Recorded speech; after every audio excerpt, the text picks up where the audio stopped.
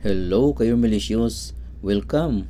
Beef broccoli naman ang lulutuin natin ngayon. Ito ang ating beef. Strip-loin ito na part. Medyo malambot ito na part. So tatanggalan ko lang ito ng litid bago natin hiwain. Pwede rin naman tayong gumamit ng ibang part. Basta hindi lang malitid. At make sure na tama ang pagkahiwa.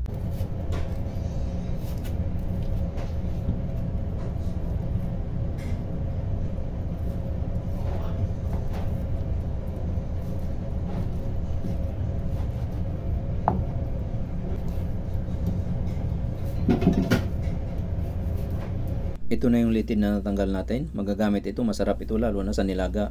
Proceed na ako sa pag-i-slice nito.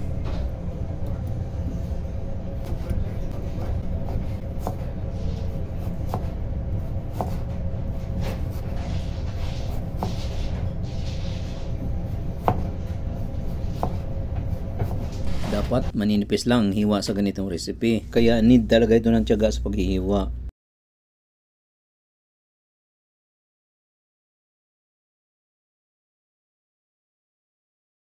Itutuloy ko lang itong paghihiwa hanggang matapos lahat.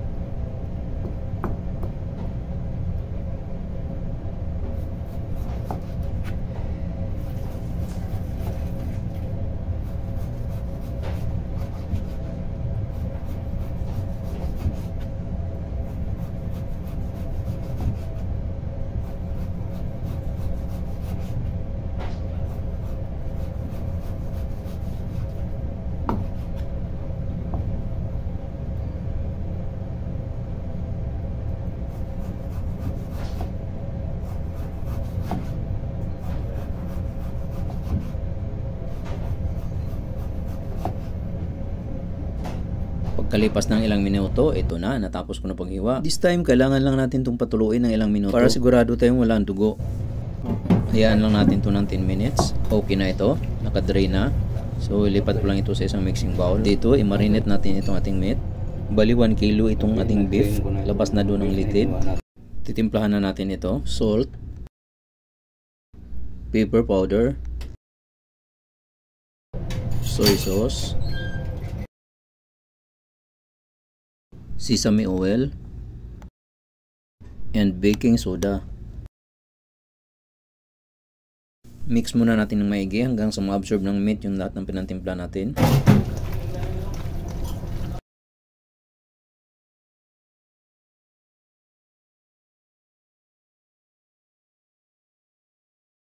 Yan, na-mix ko na ng maigi. Mag-add lang ako ng, maglalagay tayo ng isang egg. I-mix ko lang uli ng maigi.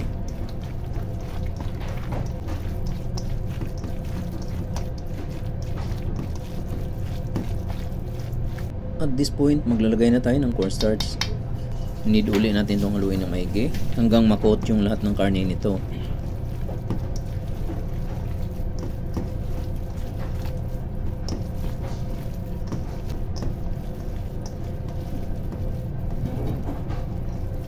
Okay na ito, i-rest muna natin at least 10 minutes. This time, hiwain natin ang broccoli habang nire-rest natin yung karne. Itong part na to ay binabalatan lang at napapakinabangan pa ito.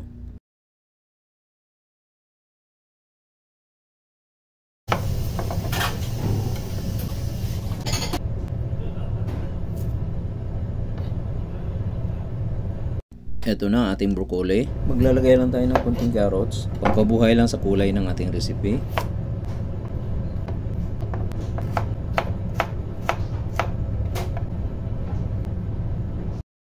Ito na ang broccoli. Now, proceed na tayo sa next step.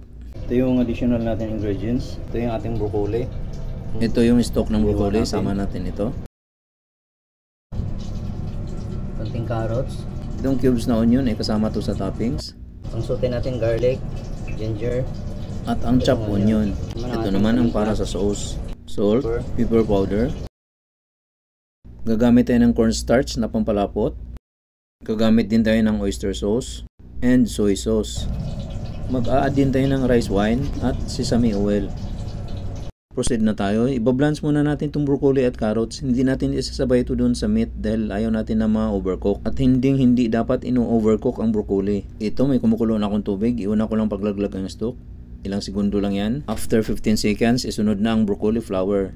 Pag masdan kung ang broccoli ay nag-turn dark green na ang color nito, ibig sabihin half cook na yan at dapat na yan hanguin. 30 seconds lang yan. Ayan o, dark green na. Hanguin na natin ito. At dapat agad-agad itong hugasan. At pagkatapos natin itong mahugasan, babalik sa pagka-fresh ang kulay nito.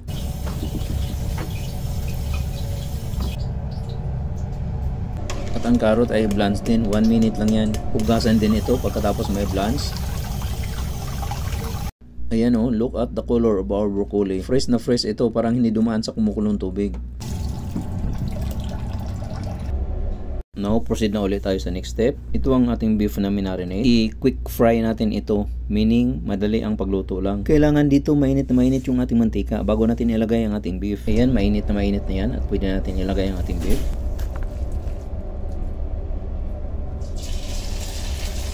Dito makikita natin ang pagre-react ng ating mantika dahil na mainit na ito. And then haluin natin agad para maghiwa-hiwalay ito. 20 to 30 seconds pwede nitong hanguin.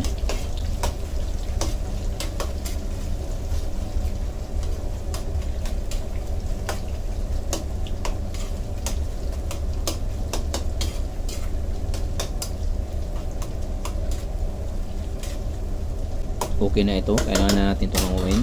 Hindi rin dapat ma-overfry ito dahil magdadry ang ating karne. Pagkatapos natin hanguin, i-drain lang natin to for a few minutes para tumulo yung oil. This time, painitin muna muli natin ito bago tayo mag-fry uli. Ayan, mainit na uli. Maglalagay na tayo.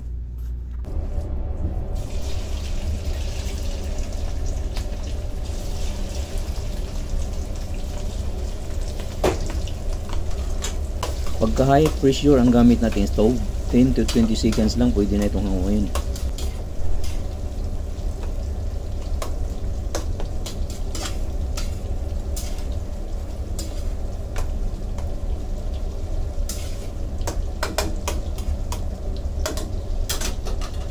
Hanguin na uli natin.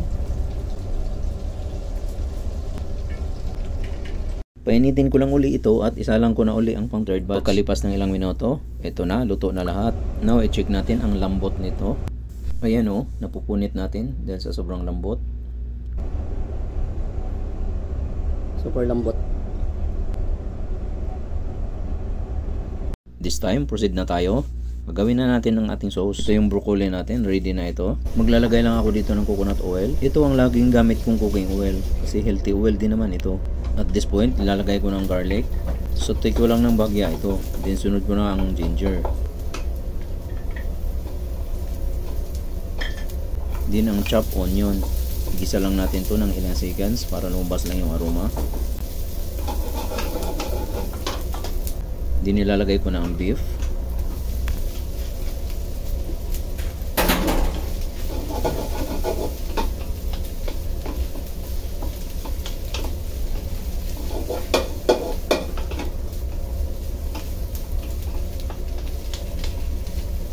This time, maglalagay na tayo ng ating panimpla. Oyster sauce, soy sauce, sesame oil,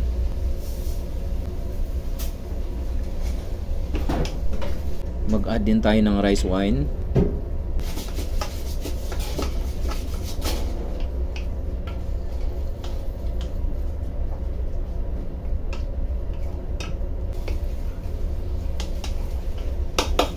this time maglalagay na tayo ng beef stock. Bali beef broth ito, dinisolve ko lang sa hot water. At mag-a-add na ako ng salt, white pepper powder. Pakuluin lang natin ito. Once na kumulo na, maglalagay na tayo ng cornstarch. Hindi na natin ito kailangang pakuluin pa ng matagal dahil luto naman na yung ating beef. Wait lang natin lang lumapot ito at makuha natin yung tamang consistency.